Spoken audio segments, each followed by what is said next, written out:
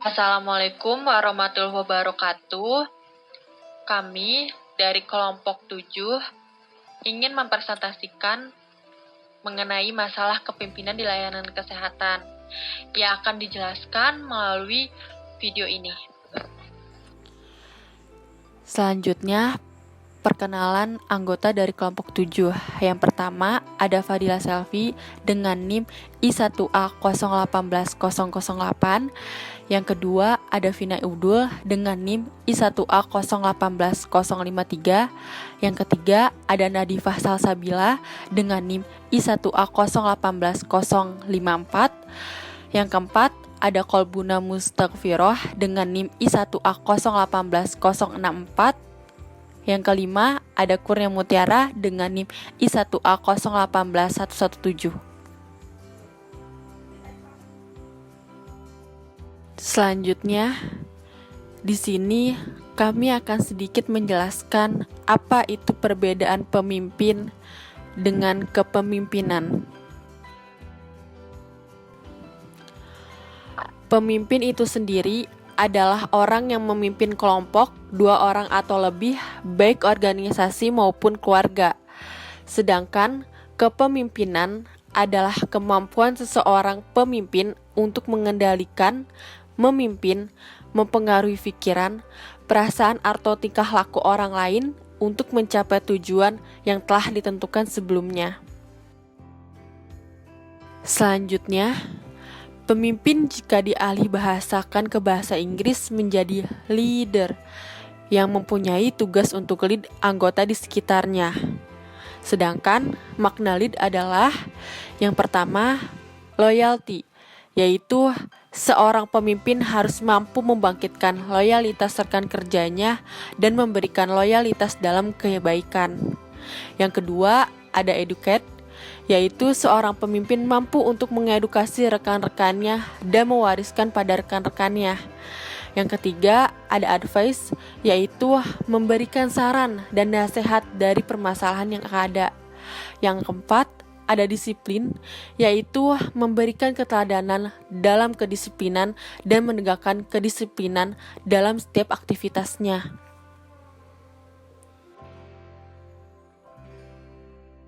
Selanjutnya, ada teori kepemimpinan. Yang pertama, teori genetis, yaitu pemimpin tidak dibuat, akan tetapi lahir menjadi pemimpin oleh bakat-bakat alami yang luar biasa sejak lahirnya. Yang kedua, ada teori sosial, yaitu pemimpin itu harus disiapkan, dididik, dan dibentuk, tidak dilahirkan begitu saja. Yang ketiga, ada teori ekologis atau sintetis, yaitu seseorang akan sukses menjadi pemimpin bila sejak lahirnya dia memiliki bakat-bakat kepemimpinan dan bakat-bakat ini sempat dikembangkan melalui pengalaman, usaha, dan pendidikan, juga dengan tuntutan lingkungan atau ekologisnya. Selanjutnya, yaitu konflik dalam organisasi. Di sini, kami menjelaskan sedikit mengenai konflik dan manajemen konflik.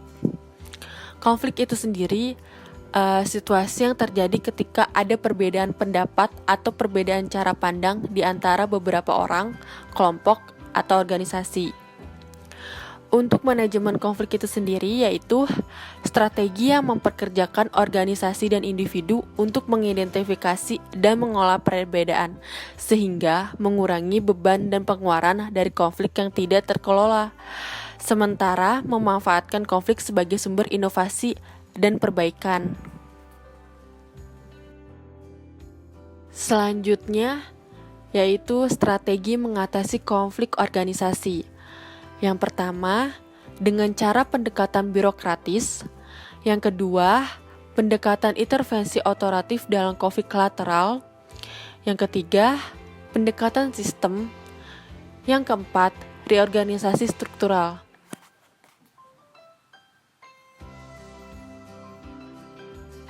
Di sini, kelompok 7 memilih masalah mengenai Kepala Dinas Kesehatan Kabupaten A melakukan korupsi pada alat rapid test. yang kemudian ia jual kembali untuk mendapat keuntungan pribadi. Alat rapid test tersebut seharusnya didistribusikan secara gratis kepada masyarakat. Kepala Dinas Kesehatan tersebut seharusnya melaporkan kepada bupati setempat setelah mendapatkan alat tersebut. Namun ia tidak juga melaporkan ke BPKAD Kabupaten dan pengurus barang di Dinas Kesehatan sehingga ada ketimpangan data. Salah satu staf Dinas Kesehatan mengetahui tindakan tersebut, namun ia tidak berani untuk mengungkapkan itu. Karena A dibantu juga oleh rekan lainnya dalam korupsi tersebut.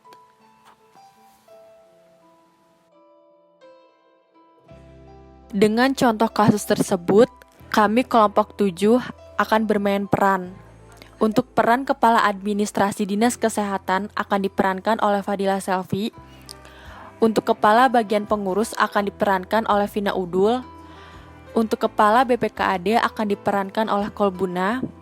Untuk Pegawai Bawaslu akan diperankan oleh Kurnia Mutiara.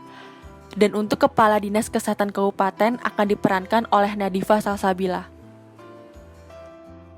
Selamat siang semuanya, terima kasih atas waktu dari ibu-ibu sekalian.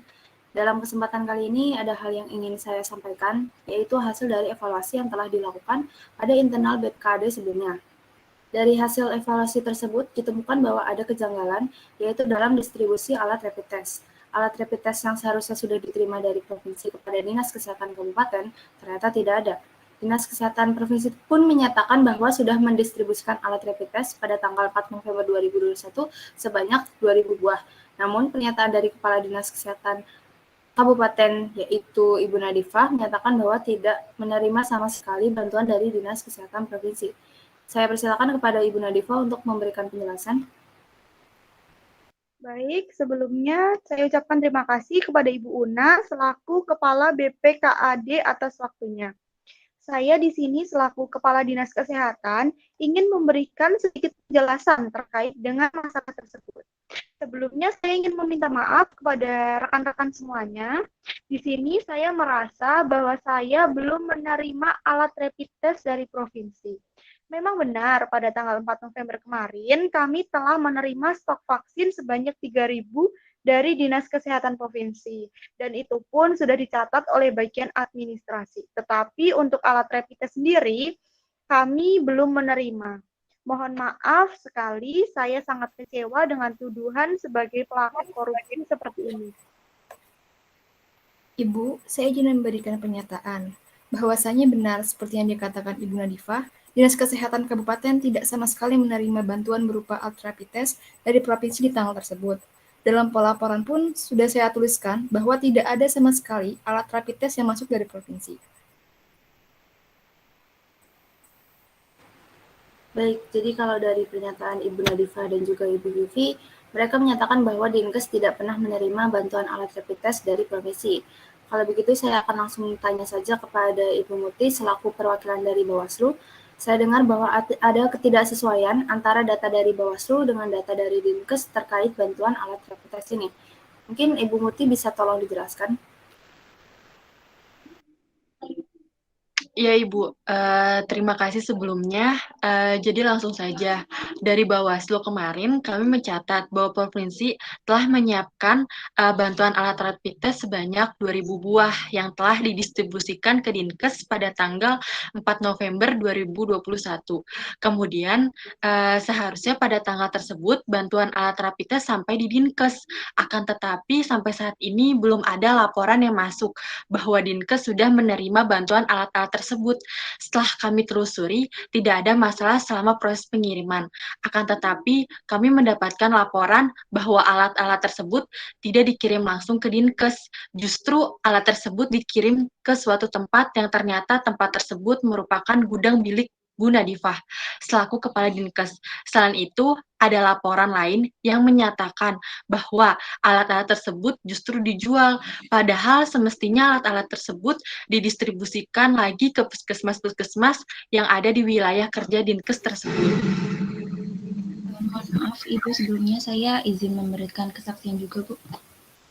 Ya baik, bagaimana Ibu? Ya, begini Bu, jadi saya sebelumnya sudah mendapat informasi bahwa Dinkes Kabupaten akan mendapatkan bantuan alat rapid test dan juga vaksin dari provinsi yang nantinya akan dikirim langsung dari provinsi.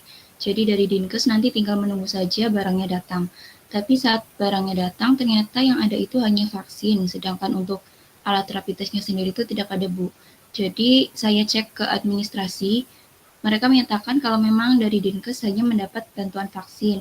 Berarti ini kan ada ketidaksesuaian ya Bu, antara informasi dari provinsi dan kenyataannya di lapangan. Akhirnya saya coba untuk komunikasikan lagi dengan Ibu Muti, dan akhirnya seperti yang disampaikan Ibu Muti tadi, kami menemukan bahwa alat rapid test tersebut ternyata berada di tempat Ibu Nadifah, dan lebih mengejutkannya lagi, alat tersebut ternyata diperjualbelikan secara pribadi oleh Ibu Nadifah. Tidak, Bu. Apa yang dibicarakan oleh Ibu Vina itu tidak benar. Tidak mungkin saya melakukan hal seperti itu. Apakah Ibu Vina dan Ibu Muti punya buktinya? Iya Bu, jadi kami sendiri punya bukti dan saksinya Bu. Salah satu staf Ibu memberitahu kepada saya bahwasannya ia mendengar percakapan antara Ibu dan juga Ibu Vivi yang menyatakan alamat dari gudang milik Ibu. Mohon maaf Bu, saya tidak melakukan hal tersebut. Semua yang dikatakan Ibu Vina itu tidak benar. Ya, baik kalau begitu. Karena Ibu Nadifah tidak mengakui perbuatannya, mungkin untuk hari ini saya akhiri sampai di sini saja. Setelah ini akan ada pemeriksaan lebih lanjut dari kepolisian kepada Ibu Nadifah beserta rekan yang membantu dalam kasus ini. Bukti dan saksi pun sudah ada. Sekian saya tutup. Terima kasih. Wassalamualaikum warahmatullahi wabarakatuh. Selamat siang.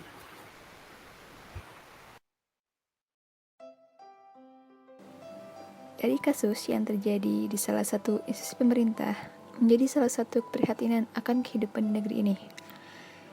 Titik bahaya dari korupsi tidak hanya dilihat dari seberapa besar persentase kebocoran uang, tetapi juga dari menipisnya kepercayaan pada bersihnya aparatur negara secara keseluruhan. Kesempatan dan keuntungan yang diambil oleh para berbah negara seakan-akan menjadi kesenangan duniawi bagi mereka, tanpa melihat bagaimana kesengsaraan rakyat menjadi kian bertambah, terutama di situasi pandemi saat ini. Membiarkan terjadinya korupsi besar-besaran dengan menyibukkan diri hanya akan berarti membiarkan berlangsungnya proses pemiskinan bangsa yang semakin melaju, sehingga perlu adanya solusi yang tepat untuk mengatasi hal tersebut. Adapun solusi tersebut dapat dilakukan dengan melakukan pengawasan dan pemantauan dengan sistem yang ketat, baik pada sistem kerja para pegawai maupun sistem pendataan, dengan tujuan untuk menghindari kesimpangan data atau bias data, terutama mengenai dana pemasukan dan pengeluaran. Misalnya, penerimaan alat rapid test dari pemerintah pusat ke pemerintah daerah perlu melalui adanya sistem pendataan yang tepat. Selain itu, diperlukan juga pemanfaatan teknologi pada sistem. Dengan pemanfaatan teknologi, maka setiap aktivitas dapat dipantau sehingga meminimalisir kesempatan untuk korupsi. Kebiasaan lama yang sulit berubah terjadi karena korupsi dan ketamakan dianggap suatu hal yang biasa. Para pelaku korupsi di negeri ini menganggap korupsi adalah suatu hal yang dianggap lumrah, karena kekuatan hukum dan keadilan di negeri ini seperti tidak ada harganya. Ketika hukum tidak berfungsi sebagaimana fungsinya, maka kepercayaan publik akan hilang.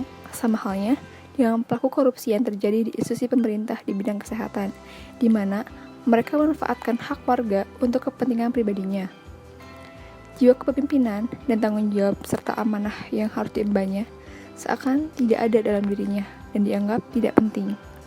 Oleh karena itu, saran tepat untuk mengatasi kasus ini yaitu dibutuhkannya pengawas yang lebih ketat dan tegas dalam mengawasi pelaksanaan kegiatan, terutama yang berkaitan dengan pendistribusian bagi warga. Meningkatkan kinerja bagi aparat penegak hukum dalam memberantas korupsi tanpa membeda-bedakan status sosial juga sangat dibutuhkan. Terlebih, pendidikan moral dan agama sangat penting untuk membentuk pribadi yang jujur dan bermartabat. Sekian dari kelompok kami, kurang lebihnya mohon maaf. Wabillahi taufiq wal hidayah. Wassalamualaikum warahmatullahi wabarakatuh. Terima kasih.